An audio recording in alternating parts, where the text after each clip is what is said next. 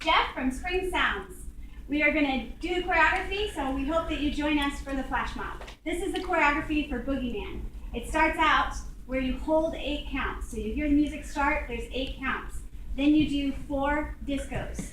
1, 2, 3, 4, and then you do guns to the right and guns to the left. Then you do it again. 1, 2, 3, 4. This time you do a lasso. 1 and 2.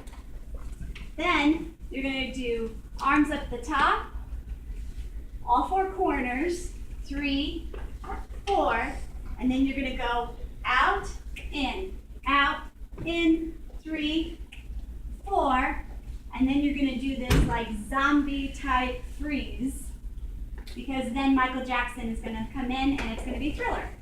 So here goes the music. I'll play. Okay, it's coming. Hang on.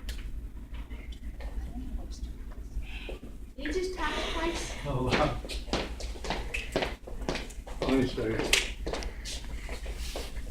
Right here. Wait till I get back. Cheers. Okay, hold on. We can edit that. My editing skills stay behind the video company. All right, here we go.